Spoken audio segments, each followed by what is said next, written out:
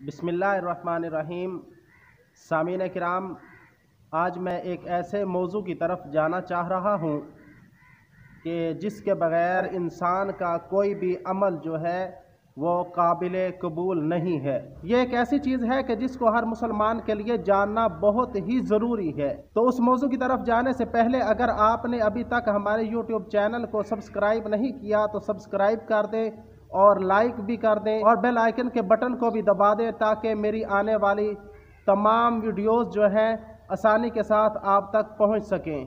तो चलते हैं उस मौजू की तरफ कि अगर इंसान को गुस्ल के फ़राइज़ का नहीं पता, गुस्ल करने का नहीं पता, गुस्ल करने के तरीके का नहीं पता, इंसान की ना नमाज काबिल कबूल है, ना रोज़ा काबिल कबूल है, ना हज काबिल कबूल है। और अगर इंसान इसको नहीं जानता तो इंसान जो है वो कुरान पाक की तिलावत भी नहीं कर सकता।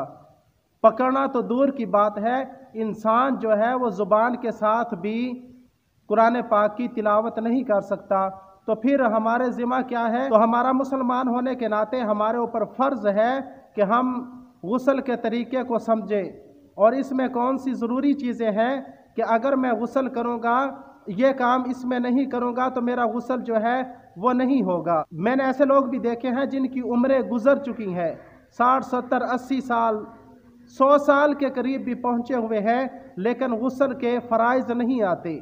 और जब वो नहाने के लिए जाते हैं तो वो खुद को पाक करने के लिए अपने ऊपर कलमे पढ़ रहे होते हैं, पानी से जिस्म को धो रहे होते हैं और साथ साथ कलमे भी पढ़ रहे होते हैं। तो मेरे दोस्तों, ये कोई तरीका नहीं है। असल तरीका वो है जो हमें हुजूर सरवर कायनात सल्लल्लाहु अलैहि वसल्लम ने बताया।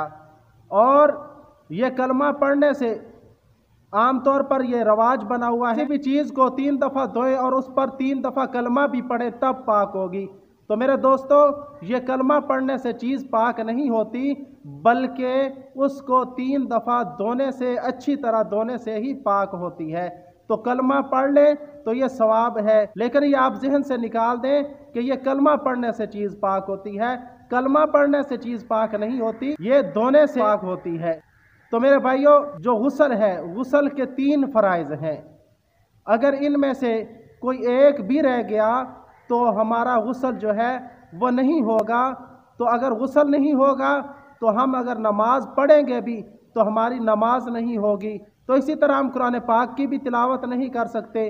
तो तवज्जो से सुन लीजिए कि गुस्ल के जो फ़राइज़ हैं वो 3 हैं।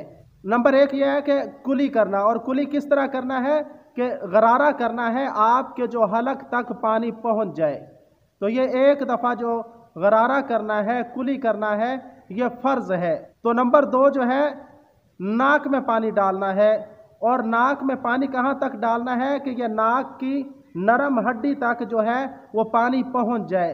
तो नाक की नरम हड्डी तक पानी को पहुंचाना और नाक को अच्छी तरह साफ़ करना, ये दूसरा फ़र्ज़ है। और नंबर 3, पूरे जिस्म को जो है अच्छी तरह धोना, और इस तरह धोना कि जिस्म का जो है कोई बाल भी खुश्क ना रह जाए, जिस्म का कोई एक बाल भी खुश्क ना रह जाए। तो गुस्ल के 3 फ़र्ज़ हैं: कुली करना, नाक में पानी डालना और पूरे जिस्म को अच्छी तरह धोना कि जिस्म का कोई बाल भी खुश्क ना रह जाए। तो अल्लाह रब्बुल इज़्ज़त हमें दीन को समझने की तौफीक अता फरमाए, क्योंकि हम बहुत बड़े बड़े काम कर लेते हैं लेकिन दीन को समझने के लिए 1-2 मिनट नहीं निकाल सकते।